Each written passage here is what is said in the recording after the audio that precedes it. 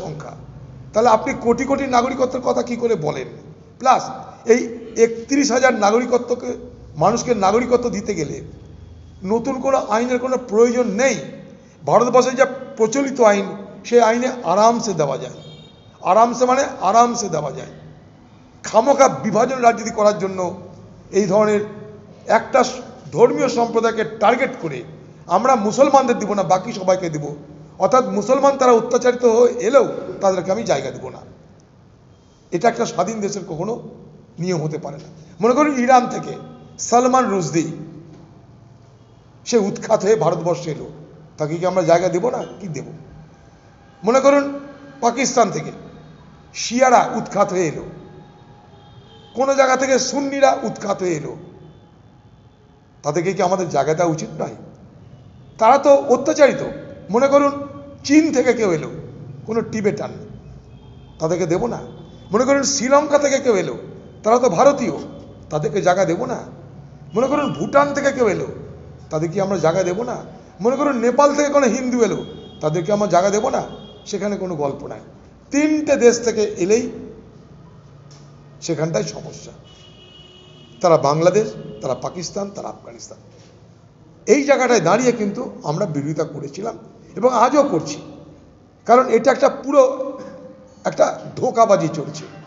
দেখুন, এই সরকার 2019 সালে আইনটা আনলো, আজকে 2024 সালে নির্বাচনের আগে তার নিয়ম কেন তাকে প্রকাশ করতে হচ্ছে, তাও সেটা অর্ধেক প্রকাশ।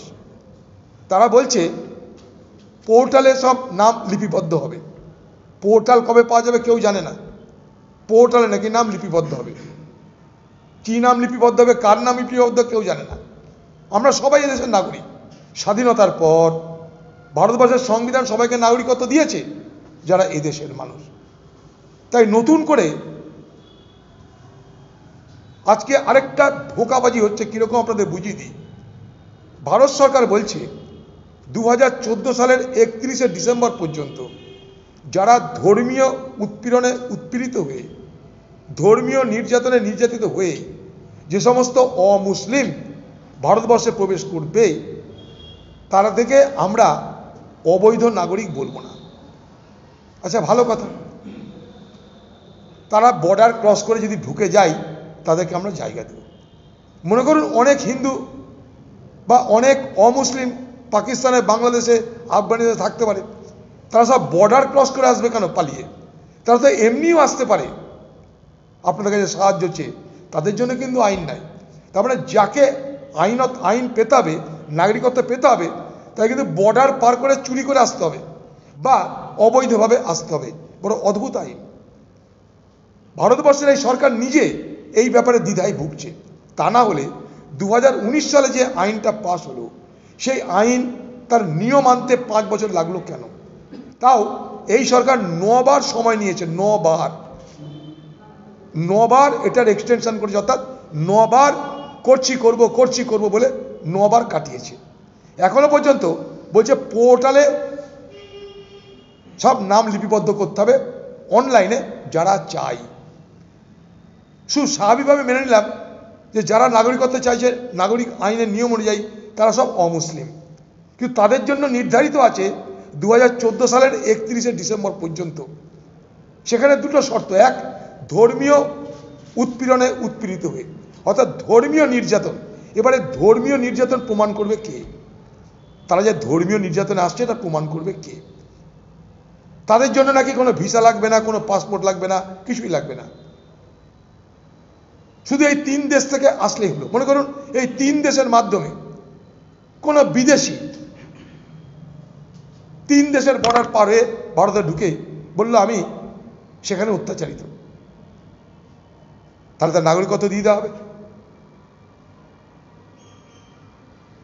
2014 সালের 31শে ডিসেম্বরের পর আজকে 2024 সাল।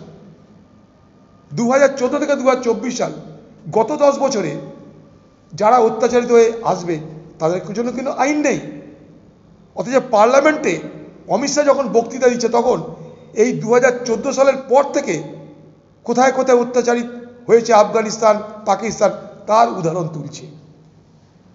ভেবে দেখুন বাংলার মানুষ, 2014 সালের 31শে ডিসেম্বর পর্যন্ত যারা ধর্মীয় কারণে অত্যাচারিত এসেছেন তারা যদি প্রমাণ দেখাতে পারেন যে হ্যাঁ ধর্মীয় কারণে অত্যাচারিত এসেছি, তার জন্য নাগরিকত্ব। 2014 থেকে 2024 সাল আপনি যতই অত্যাচারিত হয়ে আসুন, তার জন্য কিন্তু আইন নয়। এই জটিলতাগুলো বুঝে আপনারা উত্তেজিত হবেন, এই জটিলতাগুলো বুঝে আপনারা ঢোল বাজাবেন। চলে যান আসামে, চলে যান উত্তর পূর্ব ভারতে, সেখানে এই আইন ওখানকার স্থানীয়রা মানছে না। ওখানে আজ না হয় কাল উত্তেজনা তৈরি হবে। তাতে সব থেকে বেশি ক্ষতিগ্রস্ত হবে কে জানেন? আসামের বাঙালিরা। আমি বলে দিলাম এখন থেকে। তাই আগুন নিয়ে খেলবেন না। বাংলার মানুষ হ্যাঁকে হ্যাঁ নাকে না বুঝুন। সাম্প্রদায়িক বিভাজনের রাজনীতি করতে গিয়ে বাংলার সাম্য মৈত্রী সম্প্রীতি নষ্ট করবেন না। কোনো মুসলমান বলেনি যে বাংলাদেশ থেকে, পাকিস্তান থেকে, আফগানিস্তান থেকে কোনো হিন্দু অত্যাচারিত হয়ে ভারতবর্ষে এলে তাদেরকে নাগরিকত্ব দিও না, কোনো মুসলমানের কথা বলেনি। কিন্তু আমরা আমাদের আইনে ঢুকিয়ে দিলাম যে মুসলমানদের দেওয়া হবে না। এটার মধ্য দিয়ে বার্তা কি? এই আইনটা হিন্দুদের জন্য করা হচ্ছে। এটা এক ধরনের সংকীর্ণতা। অত্যাচারিত যে কোনো কারণে মানুষ অত্যাচারিত হতে পারে। যুগ যুগ ধরে ভারতবর্ষ, আমাদের দেশ সেইভাবে বড় হয়েছে। রবীন্দ্রনাথ এই দেশকেই এই মহামানবের সাগর তীরে বলেছে, মহামানবের সাগর তীরে এই দেশকেই বলেছে। তো স্বাভাবিকভাবেই নাগরিকত্ব আইন নিয়ে